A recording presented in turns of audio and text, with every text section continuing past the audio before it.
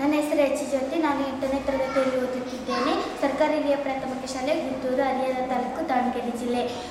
ಮೊದಲೇ ಬಾರಿಗೆ ರವಿ ಸರ್ ನಮಗೆ ಕ್ಲಾಸಿಗೆ ಬಂದಾಗ ಇವ್ರು ಯಾರಪ್ಪ, ಎದಕ್ಕೆ ಬಂದರೆ ಹಂಗೆಲ್ಲ ಅಂತ ಅಂದ್ಕೊಂಡಿದ್ವಿ. ಆಮೇಲೆ ಅವರು ಪರಿಚಯ ಮಾಡ್ಕೊಂಡ್ಬಿಟ್ಟು ನಾವು ಬೆಸ್ಕಾಂ ಕಂಪ್ನಿಯಿಂದ ಬಂದಿದ್ದೇವೆ, ಈ ಥರ ಎಲ್ಲ ವಿಷಯಗಳನ್ನು ನಮಗೆ ತಿಳಿಸಿದ್ರು. ಆಮೇಲೆ ಆ ರಸಪ್ರಶ್ನೆ ಕಾರ್ಯಕ್ರಮಗಳನ್ನು ಅವರೆಲ್ಲ ಮಾಡಿದ್ರು. ಅವಾಗ ನಮಗೆ ಒಂಥರ ಚಾಲೆಂಜ್ ಬಂತು. ಅವ್ರು ಫಸ್ಟ್ ಬಂದಿತ್ತು, ಅವ್ರದ್ದು 2 ಅಂಕ ಬಂದಿತ್ತು, ನಮ್ಮ 3 ಅಂಕ ಬರಬೇಕು, ಹಂಗೆಲ್ಲ ಅಂತೇಳಿ ನಮಗೆ ಒಂಥರ ಚಾಲೆಂಜ್ ಬಂತು. ಮತ್ತು ಆರೋಗ್ಯ ಮತ್ತು ಇತರ ವಿಷಯಗಳನ್ನು ಅವರು ಹೇಳಿದರು.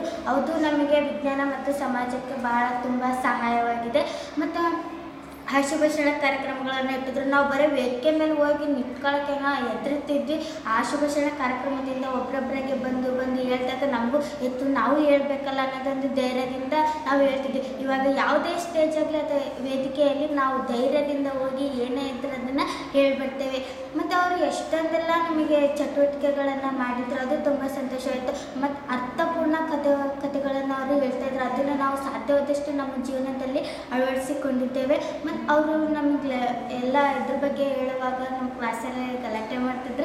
ಅವರು ಸ್ವಲ್ಪ ಬೇಜಾರಾಗಿದ್ದಾರೆ ಎಲ್ಲ ಗೊತ್ತಿಲ್ಲ. ಅದು ನಮ್ಮಿಂದ ಏನಾದರೂ ತಪ್ಪಾಗಿದ್ದರೆ ನಮ್ಮ ಪರವಾಗಿ ನಮ್ಮ ಕ್ಲಾಸ್ನೆಲ್ಲ ಕ್ಷಮಿಸ್ಬಿಡ್ರಿ ಅಂತ ಕೇಳ್ತೀನಿ.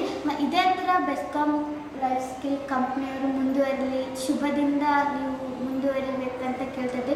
ಇಲ್ಲಿಗೆ ಇದನ್ನು ಬಿಡಬೇಡ್ರಿ, ಇದು ಮಕ್ಕಳಿಗೆ ತುಂಬ ಸಹಾಯವಾಗ್ತೈತೆ. ಇದನ್ನು ಇದೇ ಥರ ನೀವು ಮುಂದುವರಿಸ್ರಿ ಅಂತ ಬೇಡ್ಕೊಳ್ತೀನಿ. ಮತ್ತು ನಿನ್ನೆ ಜಾಥಾಗಳನ್ನು ಮಾಡಿದ್ವಿ, ಅದರಲ್ಲಿ ಭಾಗವಹಿಸೋದಕ್ಕೆ ತುಂಬ ಸಂತೋಷವಾಗ್ತೈತಿ. ಮತ್ತು ಇದು ಎಲ್ಲ ಚಟುವಟಿಕೆಗಳು ಭಾಗವಹಿಸಿಲ್ಲ ನಾನು, ಯಾಕಂದರೆ ನಾನು ಒಂದೆರಡು ದಿವಸ ಸ್ಕೂಲಿಗೆ ಬಂದಿದ್ದಿಲ್ಲ, ಆಶುಭಾಷಣ ಮತ್ತು ಪ್ರಬಂಧದಲ್ಲಿ ಇದ್ದಿದ್ದಿಲ್ಲ. ಕೆಲವೊಂದು ಕಾರ್ಯಕ್ರಮಗಳಲ್ಲಿ ನಾವು ಭಾಗವಹಿಸಿದ್ದಿಲ್ಲ, ಅದು ಸ್ವಲ್ಪ ಬೇಜಾರಾಗ್ತೈತಿ. ನಾನು ಒಂದೆರಡು ಕಾರ್ಯಕ್ರಮಗಳಲ್ಲಿ ಭಾಗವಹಿಸಿದ್ದೇನೆ, ಅದಕ್ಕೆ ನನಗೆ ಹೆಮ್ಮೆ ಆಗ್ತೈತಿ. ಇದರಿಂದ ಎಷ್ಟು ಮಕ್ಕಳಿಗೆ ಸಹಾಯ ಆಗ್ತೈತೆ ಅಂದರೆ ಹೇಳೋಕ್ಕಾಗಲ್ಲ, ಅಷ್ಟೊಂದು ಸಹಾಯ ಆಗೈತಿ ಅಂತ ಹೇಳ್ತಾ ನನ್ನ ಒಂದೆರಡು ಮಾತುಗಳನ್ನು ಆಡಲು ಅವಕಾಶ ಕೊಟ್ಟಂತ ನಿಮಗೆ ಧನ್ಯವಾದ.